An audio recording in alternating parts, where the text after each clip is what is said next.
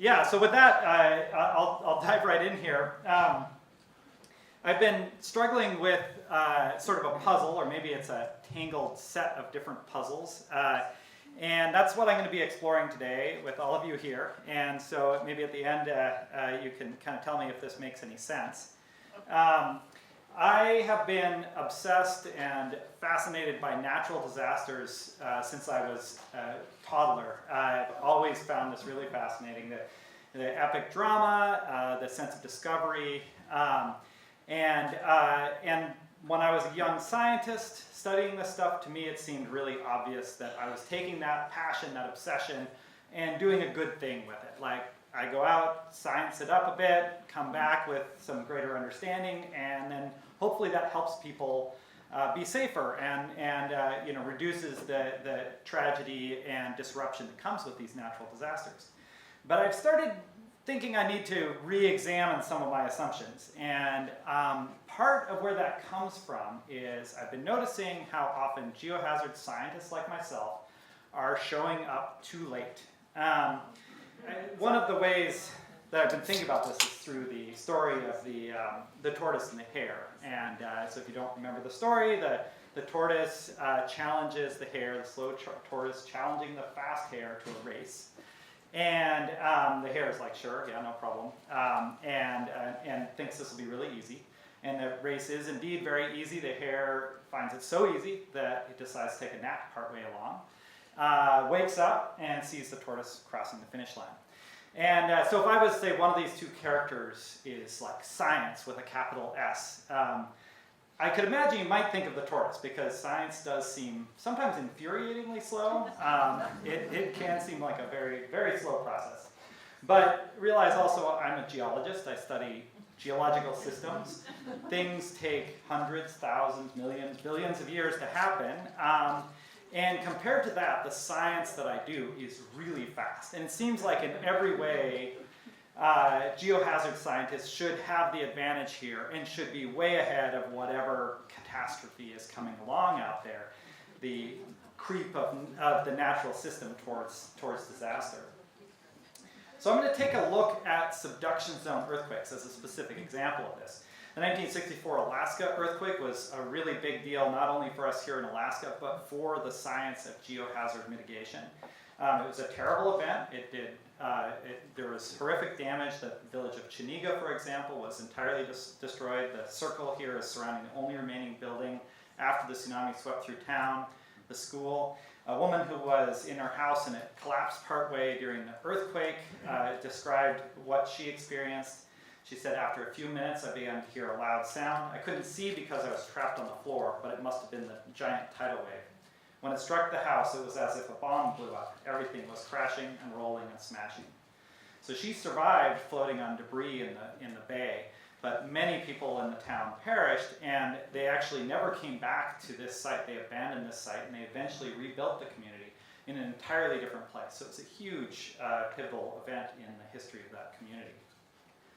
There were also some really strange geologic effects that came along with the 1964 earthquake. There were areas that uplifted out of the ocean. So this geologist is measuring the difference between barnacles that were killed by uplift and those that were still surviving in order to estimate how much uplift there was. And there were areas that subsided as well, that dropped down during the earthquake. This photo is actually taken in Seldovia, where I live, about a week after the earthquake. The earthquake and the tsunami happened when the tidal range was fairly low, and it actually was low tide in Seldovia, so there was no impacts from the tsunami on shore. It thrashed the harbor, but the town was mostly fine. And then a week later, when the tides got really big, most of the town was built on boardwalks, and it flooded into town. And so in Seldovia, we still talk about this around the dinner table at community planning meetings as this really major event that changed the course of our little town's history. And one thing people point to a lot is that this accelerated this transition from Seldovia, which used to be kind of a regional hub because of its excellent harbor, natural harbor, to other communities, and I won't name names, but that were better connected to the road system. This pattern of uplift and subsidence was noted by at the time, quite young geologist George Plafker. The USGS assigned him to come up to Alaska and try to understand what had happened from a geologic perspective. And he put a lot of effort into mapping out where there was subsidence and where there was uplift. This map is actually kind of famous in my world of geology. It's Plafker's map from his 1969 publication, and it shows this region under basically the mountains of the Chugach, Kenai Peninsula, and Kodiak that subsided, and that was mostly tracked along the coastline, but it includes all that area. And then an area that uplifted that was further towards the ocean, and also included the area around Cordova. Plafker realized, as he studied this, that there was a new geologic theory that was really hot stuff at the time that could explain this pattern. And that theory is now kind of old hat for us. It's plate tectonics. But that was a new theory at the time, and it provided a paradigm for understanding this disaster that had happened. Now, there had actually been other earthquakes like this, which we call Great Subduction Zone earthquakes, including in Chile in 1960 and in Kamchatka in 1952. The Soviet government at the time covered up the story about the earthquake as much as they could because it killed tens of thousands of people, and they were worried that we would invade them through Kamchatka, because that's where the areas were impacted so badly. So Chile and Kamchatka were both much deadlier events, but we had no paradigm for really understanding them at that point. It wasn't until Alaska and Plafker's work, along with this emerging theory of plate tectonics, that we understood what was happening. And what no one knew at the time is that the Earth was going to take a 40-year break from Great Subduction Zone earthquakes. And during that time, a lot of really good science got done. This is one of my mentors, Brian Atwater, standing amongst cedars that were killed in 1700 by an event like this that affected Cascadia. So this would be Oregon, Washington, the areas near there.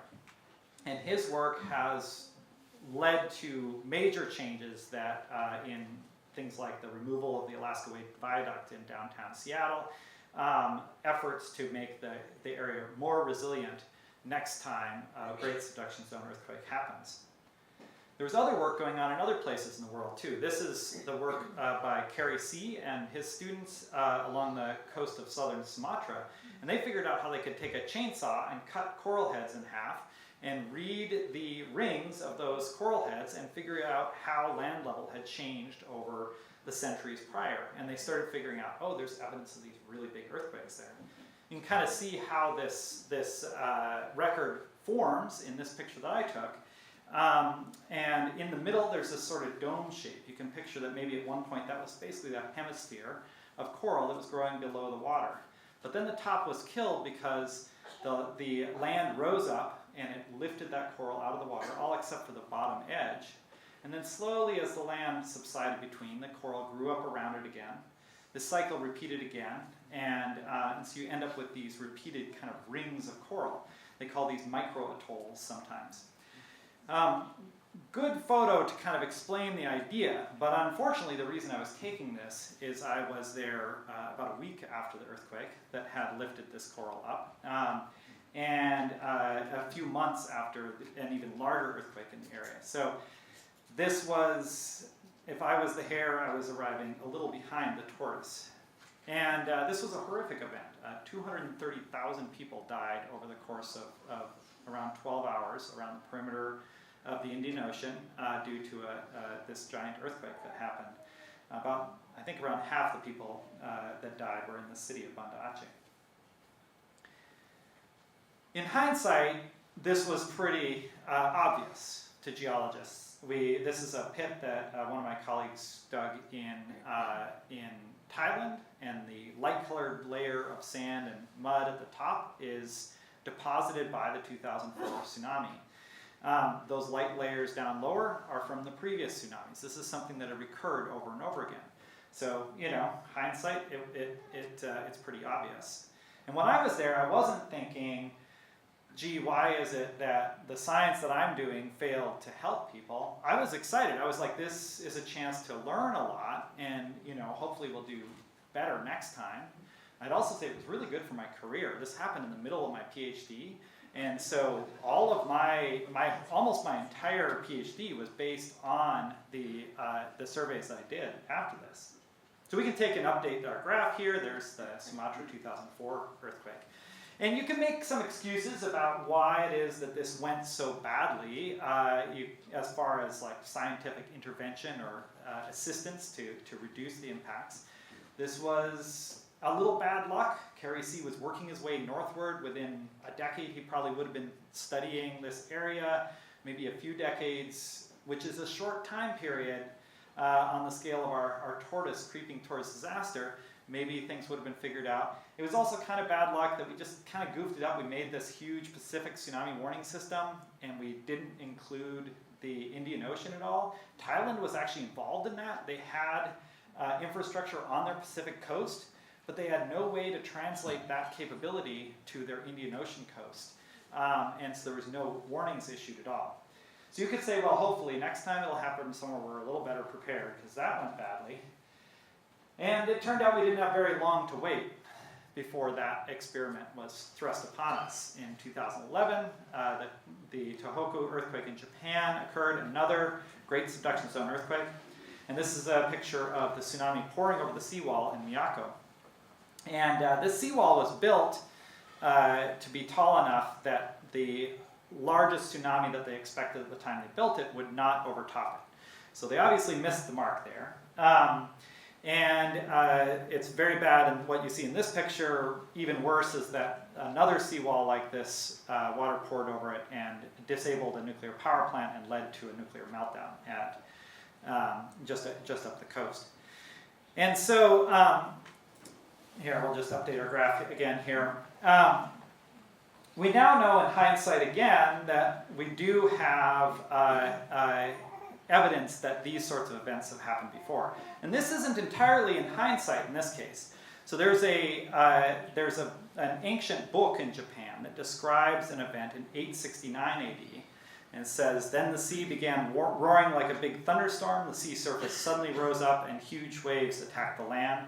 They raged like nightmares and immediately reached the city center. The waves spread thousands of yards from the beach, and we could see how large the devastated area was. The fields and roads completely sank into the sea. So that's a written history of this. There's also geologic evidence that was being explored prior to 2011, especially by a scientist named Koji Minoura. And so he found evidence that there were layers of sand that extended way inland, and a lot further than what they expected from the tsunamis they'd been analyzing previously. This little news clip, I think, really kind of brings this home.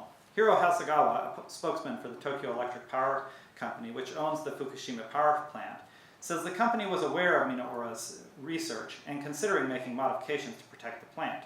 We were in the process of considering that, he says, but this accident occurred during that process. Paleontologist Koji Minoura believes his warnings were not taken seriously. I regret it, but no one paid attention to my thesis. Since the tsunami, people have paid attention to Minoura. Bloggers have picked up his work. The Japanese news media have covered it extensively. Minoura now has the attention of the government and is regularly invited to speak before important groups. Yes, Minoura says, acknowledging the attention, but it is too late. So we could take this really badly. We could say, okay, this entire endeavor that I've dedicated my career to, of trying to understand disasters and prepare for them, has been pretty much useless. I think that would be overly harsh. Actually, if we look at the details in Japan, the existence of the seawalls, the level of understanding we had of what these events might look like, that was substantially beneficial. Some people have done statistics on this, looked at the death rate within areas that were inundated and compared that to like Banda Aceh, where they weren't prepared at all, and found that it was greatly reduced. I think if you spoke to an actuary, this would be like a statistician that works for an insurance company, and they went through and penciled out like, okay, this is how much it costs for some scientists and some seawalls, and this is how much money was saved, statistically speaking, by that. They'd probably find out that that was a worthwhile endeavor. I personally find that pretty unsatisfying. There are stories of people evacuating into vertical evacuation structures that have been built to keep them safe from a tsunami, and then everyone was killed when the tsunami overtopped the vertical evacuation structure. That's really disappointing. That's not just like, I kind of missed the mark. That's really horrific. So I feel like we should be able to do better. So one of the challenges with these kinds of events is that while they are very high consequence, they are low enough probability, it's hard to really anticipate what's going to happen. And so I'm going to try this with a Venn diagram. I've got it in the high consequence category, but it's not in the high probability category, right? High probability, low consequence, high consequence, low probability event. And there are various different things, giant eruptions and various things that kind of fall into this category. If we look through geologic record, through books and stuff, we see that there are many of these events. As often as not, history pivots on catastrophe. Now there are also high probability events, a lot of them pretty low consequence. And these are things that we all experience many times through our life, one way or another. We interact with people who have. And so this Venn diagram, I think, is kind of inviting the question, what goes in that intersection, right? That's why you draw Venn diagrams. It's the intersection, right? Are there things that are high probability and also have these really horrific consequences? I would say there really aren't very many examples of that. And I think the reason is pretty straightforward. If there is something that is so high probability that everyone experiences a lot, they either figure out how to reduce the consequence of that, how to make it not so terrible, or they just die. It doesn't work out if you don't mitigate the things that happen all the time. Another way to think about this is you could put it in this sort of space. There are things that are low probability and low consequence. We really don't care about those. And then we would worry if there was something out here, but we don't tend to see those. Now, the reason that this paradigm might fall down is if what used to be low probability became higher probability. So if you change something about the system, then all of a sudden you may not have that gap in the middle anymore. And so sometimes if someone asks, why is climate change bad? I usually say it's the change part. That's the bad part. We are adapted to very specific situations. And if you change the equation, it may be a perfectly fine world with a changed climate, but we're not ready for it. And there are some things that I think fit into this. I had to kind of warp my Venn diagram a little bit to do this. But floods and wildfires in particular are something that if you follow the news, these are happening all the time. And what you often hear is people saying, oh, this horrible thing happened in my community, and I could not have even imagined this before. And I think the reason why people struggle to imagine it is because historically it has been a very unlikely event. It's something that is in that low probability category. But now, follow the news, it's happening all the time. It's clearly not so low probability anymore. And so a big part of my kind of effort lately has been trying to figure out, should we be thinking about landslides in this category as well? I want to make one more point before I leave this weird Venn diagram here, and that's that when we start changing probabilities, not only does that kind of throw us off guard and we have things that we maybe didn't really have to think about before, but we have to think about now. It also means we don't really know what the probabilities are. It means that our uncertainty increases. And this is a challenge that I have had to confront very directly many times, and that is when I talk to people, try to explain why I'm worried about one thing or another, I have to explain at great length how much uncertainty I have, which is a tremendous amount. There's so much that I could say, well, I don't know for sure, but this is where I am. I'm kind of thinking that through. So just want to emphasize that uncertainty component. So I'm going to spend a moment or a little while here talking about giant landslides that have been happening in Alaska. And this is kind of following on some work I've been doing since 2020, doing sort of a very shallow, very broad survey of Alaska, trying to figure out what are the places where there are landslides happening or there's signs of instability that we should maybe know about. And a lot of this is me staring at satellite images on my computer. I do also do some field work. I was actually able to go check out this landslide that's a little ways west or east of Seward. I think I was there 2 weeks after the landslide happened, which was pretty interesting to get to see. You actually see the giant boulders rolling down the slope in this video. They're often after a landslide like this, these keep shedding. This landslide was big enough to trigger the global seismic network. That was how it was initially detected, is that the vibrations that this landslide set off were picked up on seismometers all around the world. And so I've been looking through and kind of mapping out where there are various things going on in the state. This is a very pared down set. This is only catastrophic landslides. They're over 1 million cubic meters, which doesn't necessarily mean much. It's really big. If you took a football field and then you stacked rocks 600 feet high, no spaces in between, just solid rock, that's about 1 million cubic meters. So I'm only including landslides that are bigger than that on this plot. And I'm only including one since 1980. So these are recent, really large landslides. And really, if you'd shown me this graph, 4 years ago, before I started this effort, I would have been like, that seems like way too many. It can't be that many going on. Wouldn't we have heard? So I'll show you a few examples of these. So first of all, I wanted to say, I'm not actually including, this is not something that's one of the dots on my plot. This is the Wrangell landslide that killed 6 people a few months ago. It's only about 1/10 the size of that threshold. And that's partly to emphasize that size is not the best way to measure these. It is a convenient metric, and if you go at it from a kind of physics and geology perspective, it's kind of nice to start splitting things apart. But that's not to say that smaller means less dangerous. Just to give a little picture of this, that's a football field for scale there. And we can actually zoom in here on the road and see what that looks like. This is a picture that DOT took. The house where the whole family was killed by this was actually right around here, right in the middle of where the landslide went. But here's another one. Doesn't necessarily cover a lot more area than the one I just showed, but it's a much thicker landslide. And so this one does make it into my list. Ran out into the Chittenden River in 2014. We can see a year later it's still managing to redirect the river and it's been kind of sawed off by the river there.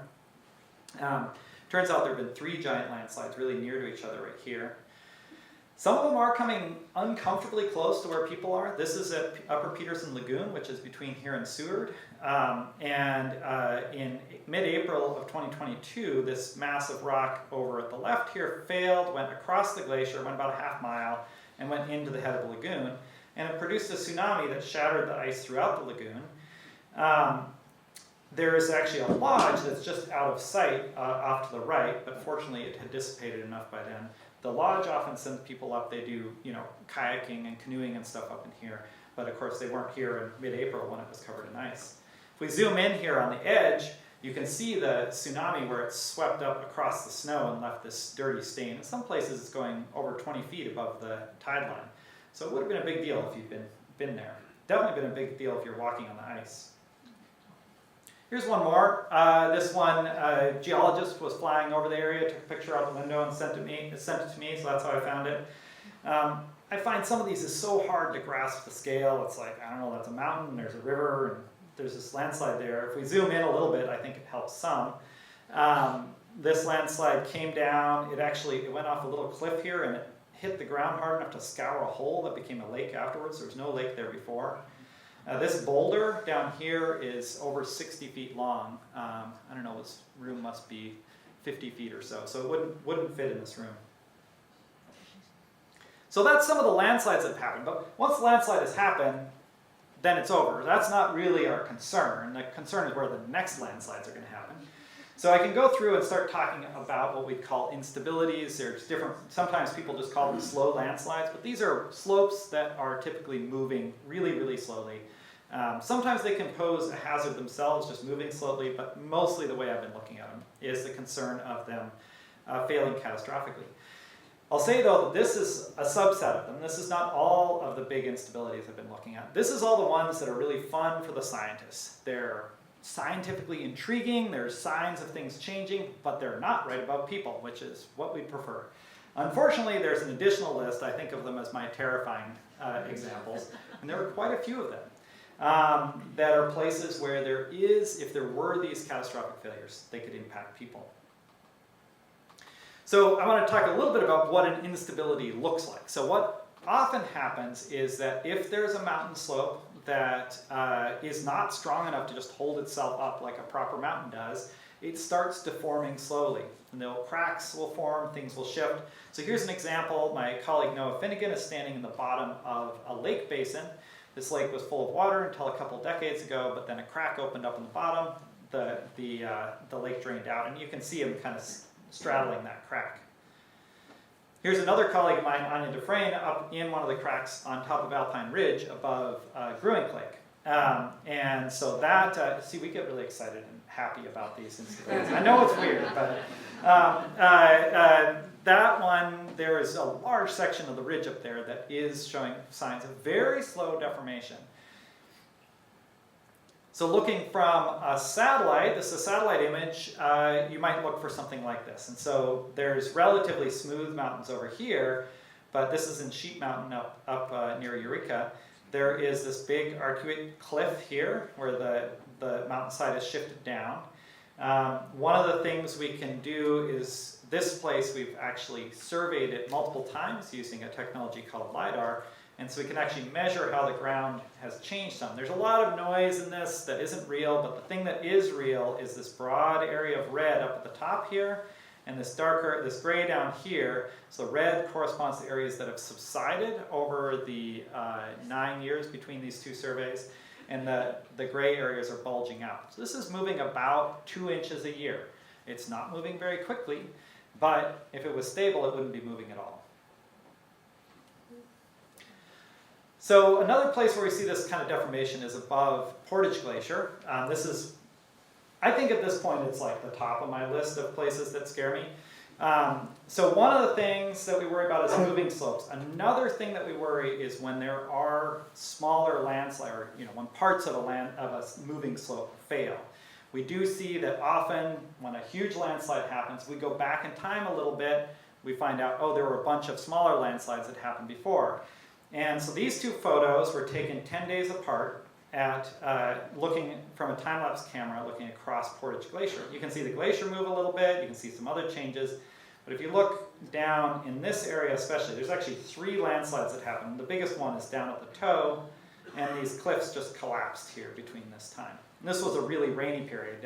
2 good photos are during the sunny period on either side. But so this is a place where we have, those are 2 red flags. It's creeping. There's catastrophic landslides. There are other red flags as well. It's a scary place.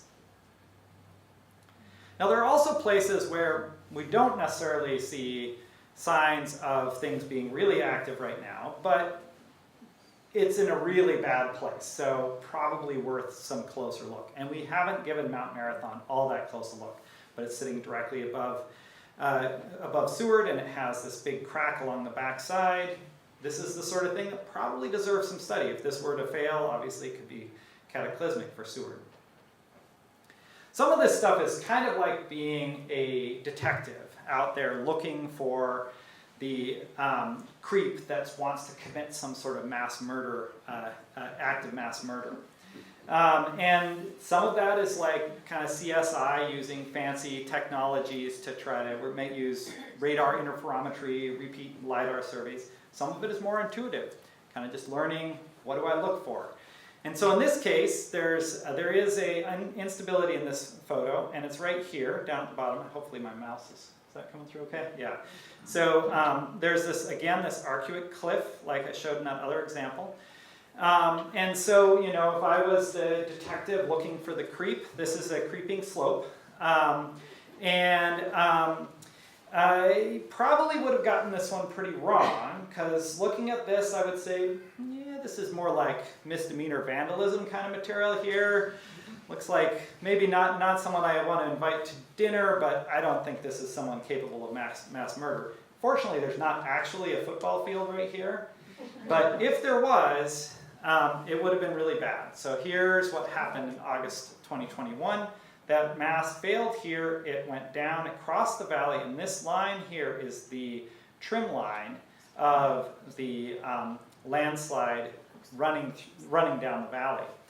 And so the landslide, actually most of the mass ended up piled up right here. If you remember, there's a little lake right next to the football field. When I move forward, you'll see that lake is gone, and there's this range of kind of lumpy hills. That's all that landslide material, having made its way all the way down the valley, and it was moving fast enough, it just pistoned all those lakes out, and it shot it out the other side in a big splash and flattened all the forest. And these are giant cottonwoods in this area, so really had a huge impact. Now, another reason that this particular event sticks out in my mind is that it was part of a series of events that have happened in the last few years. The first of these in the early 2000s and in 2016 and 2020, these really got a lot of attention from geologists like me. We put a lot of energy into studying them and trying to understand them. By the time this Brevizon event came around, we were also busy worrying about the fact we hadn't finished up papers on the other events that had just happened, that we really haven't done anything with this one. And the same can be said for a couple events that happened in 2022. Now I'm going to take this plot, which just shows the biggest landslide tsunamis that in Alaska and British Columbia in the last couple of centuries, and I'm going to kind of break it up into some different categories. These dark browns here, those are all in Lituya Bay. Lituya Bay is kind of a unique case. There's some specific geology there that makes it a little different. It's also unusual in that it went through a period of dramatic glacial retreat in the 1600s, or actually it's mostly 1700s actually. And so it's kind of on a different schedule than most other ones. So a little bit difficult to compare in here.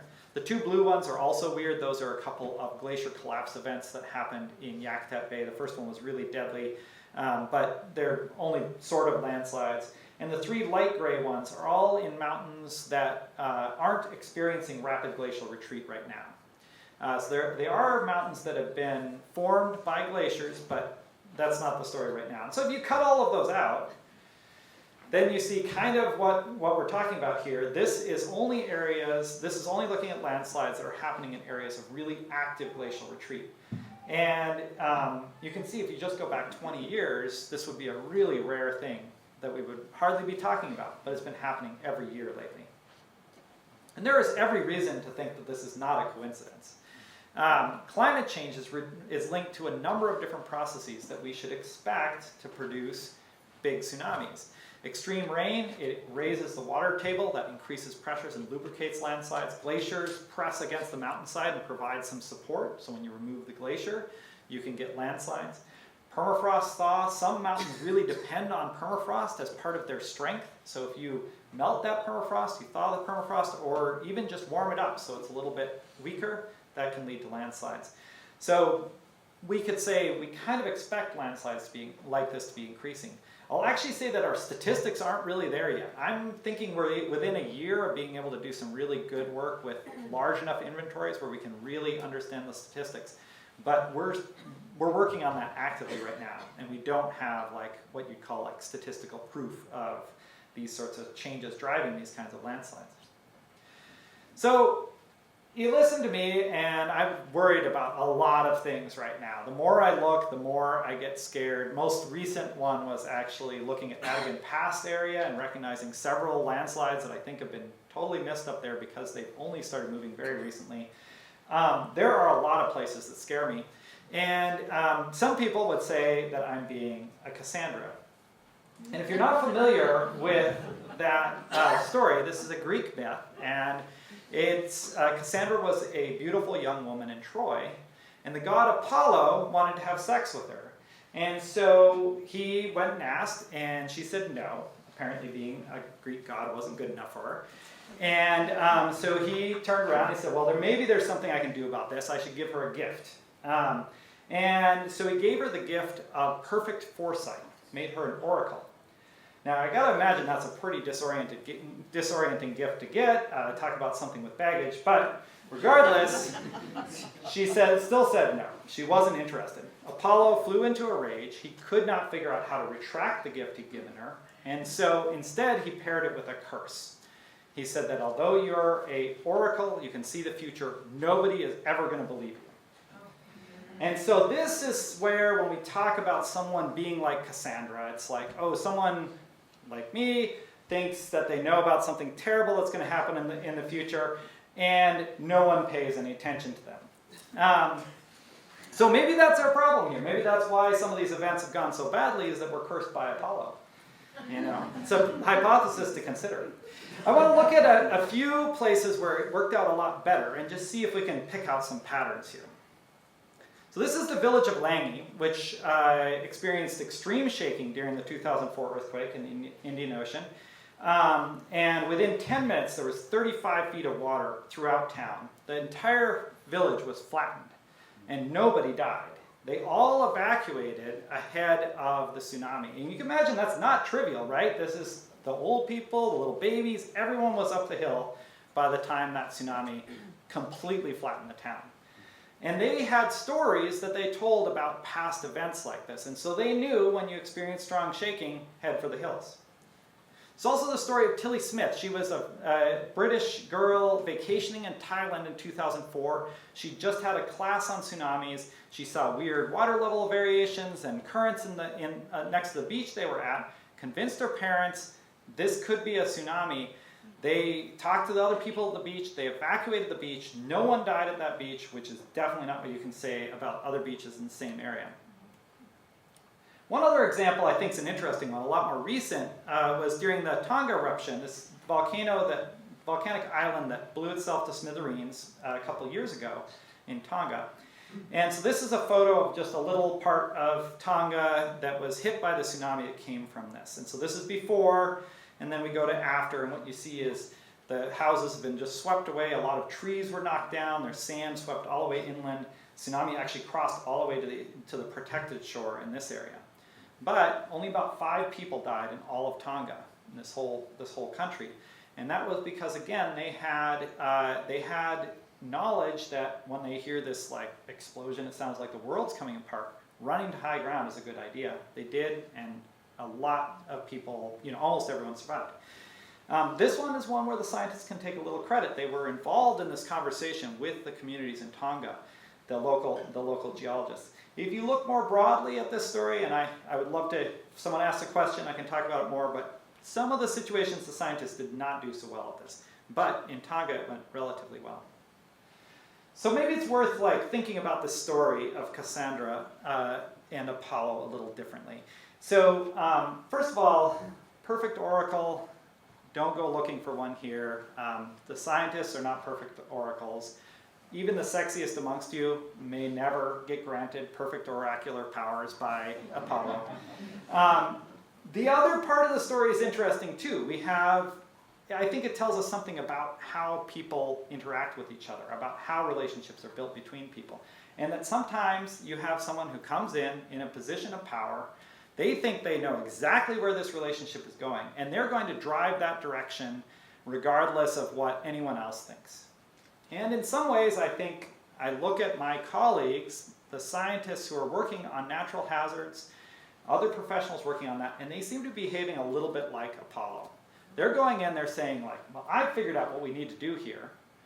And so now I just have to convince these locals who actually face the hazard to do that. And so I think that's part of what's not working well. Because we look back at these success stories, they're all about people who are actually experiencing the hazard, having the knowledge and understanding to interact with that natural environment and respond in an appropriate and successful way. So I kind of like this picture. I think that maybe Cassandra there, that's the community. Tortoise, that's the disaster. That's the natural system. It's not just a disaster, right? It's also everything about the natural system that surrounds us. And these two need to be talking to each other. Maybe the scientists can come in and help. But that needs to be the conversation there between the people who are actually ultimately bearing that responsibility. So with the end of my talk here, I have no idea, I'm sure I'm going longer than I should have, but I want to talk just a bit about the situation here in Homer. This is landslide country here in Homer. This is looking at East End Road along the path of the landslide that happened back in August and blocked the road a little bit. I actually mapped that up. You can kind of see it, the black line there in the leftmost gully. And so if I just put that up for scale, we can compare it to other things. Like there's that deadly landslide that happened in Wrangell. A much bigger landslide in a lot of ways, so it didn't go quite as far as the one that just happened here in Homer. And I just want to put this in here, not to draw any specific conclusions beyond. Landslides really vary in how big they are. When we see one, we shouldn't assume that every landslide is going to be about the same size. They really vary tremendously in how big they are. Homer actually has its own epic, gigantic landslide, and that's out by Bluff Point. the whole bench that's down below the dump and the overlook and the football field that I just installed by the dump, that's all that used to be up at the height of the bluff tops. And around 300 BC or so, it slid down to roughly sea level. We can see this better if we use this visualization, which is a LiDAR visualization, and we can compare 2008 to 2019. And so a lot of things change up by the football field. You'll see activity at the dump. The coastline erodes in most places, but notice that up in the upper left, it actually advances outward. That's because in 2009, there was a landslide where the bench shifted down and out, and the beach bulged up. It actually lifted the beach up above the normal intertidal.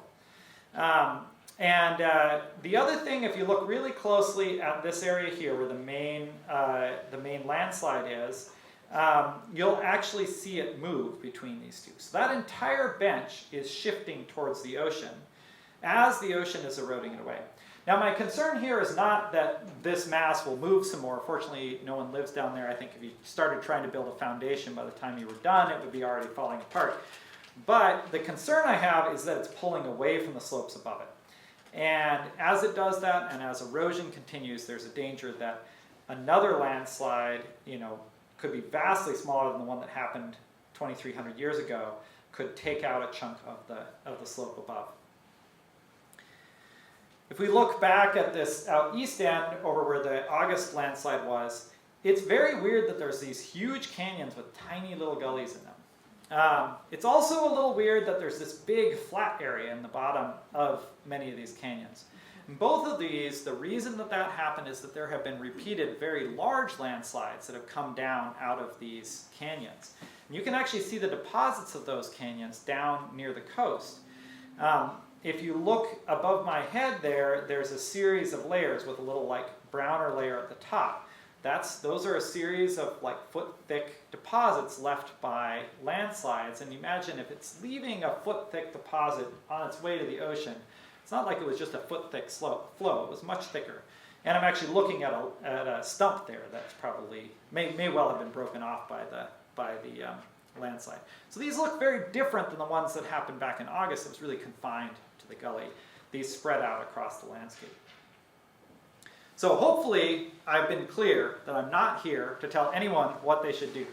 I've compared myself to a flighty hare. I actually made a really oblique way of comparing myself to a serial killer.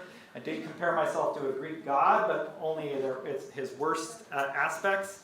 I'm trying to think, what would be valuable for me to share, and I think one of the things that I can share is that what you guys experience here is actually not normal. The level of landslide activity here, I've now gotten a fair amount of experience looking around the state and in other places as well. There's more going on here than in most places, and that can be bad news. I can also talk a little bit about what other people facing similar hazards have done. One is that this is like Whittier in that area where they're facing a threat of tsunami from Barry Arm. And so they've done a lot of communicating, a lot of further study. I think this could have been more successful if it was led more explicitly by the stakeholder communities that actually face this hazard. But I think these conversations, the learning, the assessment and stuff, they can be very valuable. There's also the idea of putting high-tech scientific instruments up in the slopes. Something I'm super interested in. If you want to have a 5-hour conversation about it, get in touch. But to just go very briefly, it seems like the hard thing might be to have an instrument that measures something useful. It turns out that's not super hard. That actually making an instrument that measures something is something we're pretty good at. You have to then give it power and communication. This adds substantially to the challenge, but it's still a technical challenge that we have solved many times before. So kind of medium hard. The things where we're really running into trouble is how do we interpret that information, and then how do we develop a plan for what to do if we get some information that sounds worrisome. People are working on this, myself included.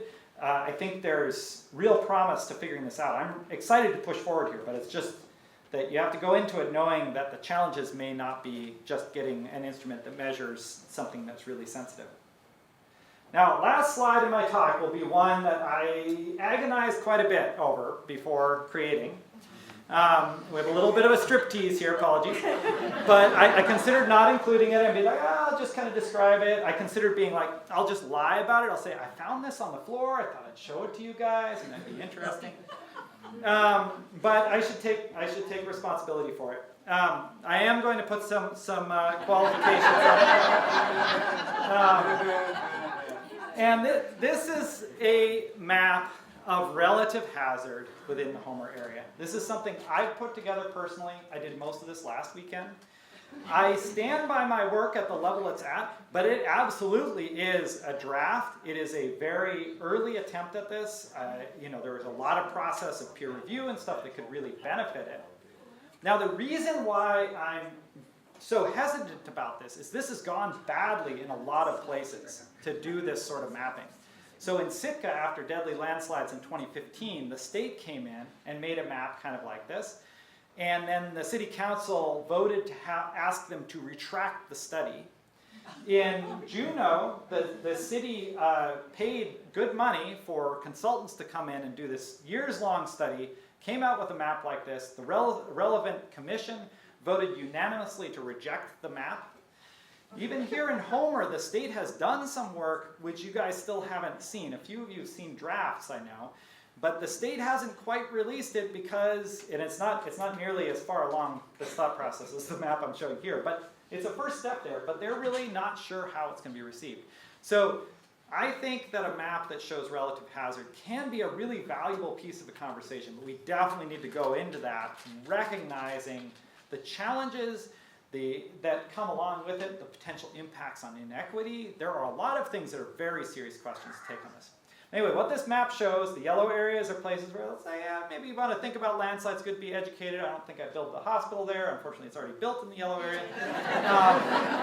The orange areas are places where if I owned the land, I would probably not build a house on it myself. That's what I would do. I mean, the red areas are places that really scare me, and I don't know that I would build a trail in those places. So anyway, I'm happy to talk more. Feel free to ask questions.